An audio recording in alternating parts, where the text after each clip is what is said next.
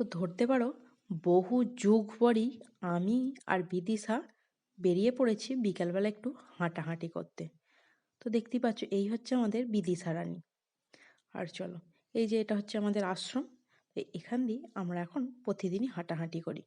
তো হেঁটে হেঁটে আমরা যাই হচ্ছে আমাদের স্কুল পর্যন্ত। এই যে চলে এসেছি আমাদের স্কুলের কাছে। তো যে স্কুলে আমি পড়েছি একদম ক্লাস 1 থেকে ক্লাস 10 পর্যন্ত।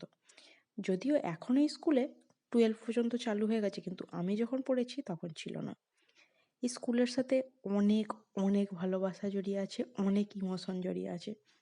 তো সব কিছুকেই স্কুলের পাশ দিয়ে গেলে কেন জানি না এখনও এর প্রতি প্রচুর পরিমাণে টান অনুভব করি। তো আর এই হচ্ছে আমাদের স্কুলের সাথেই একটা পোস্ট অফিস।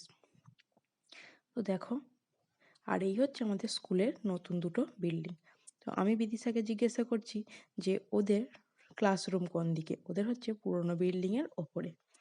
আর এইদিকে দেখতেই পাচ্ছ, এদিকে অনেক ক্লাসরুম আছে যেগুলো আমি জানি না যেগুলো কি। আর এই যে সামনের দিকে এই যে ঘেরা অংশটা, এটা হচ্ছে একটা সাইকেল স্ট্যান্ড। আগে ভিতরেও ছিল, এখন বাইরের দিকে হয়ে গেছে। দেখতেই পাচ্ছ এখন একটু ঘেরা হয়ে গেছে। আর বাইরে ওই যে নীল রঙের, ওগুলোও আমি জানি না কি, আমি বিদিশাকে জিজ্ঞাসা করলাম, ও বললো যে ওগুলো স্কুলের বাথরুম। তো এদিকেও একটা নতুন বিল্ডিং।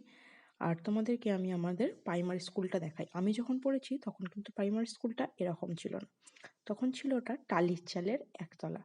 এখন দেখতেই পাচ্ছ কত সুন্দর হয়ে গেছে স্কুলটা। আর যদিও এই স্কুলের স্যারেদের ব্যবহার সব কিছুই আমার খুবই ভালো লাগে, সে প্রাইমারি হোক বা হাই স্কুল হোক। অন্য স্কুলের তুলনায় তো আমি বলবো আমার স্কুলই সেরা। আর চলো একবার এই স্কুলের গেটটাকে এবার ভালো করে দেখে নিই। যে দেখতেই পাচ্ছ, এই মহাশয়া বা মহাশয়েরা এই স্কুলের এই যে মেন যে দরজা সেটা নির্মাণ করতে এনারা খুবই সাহায্য করেছেন। তো তাই এনাদের নামগুলো এখানে দেওয়া আছে। তো চলো, আজকের মতো এইটুকুই। আমাদের ঘোরা কমপ্লিট হয়ে গেছে, এবার আমরা বাড়ি যাব। চলো, বাই।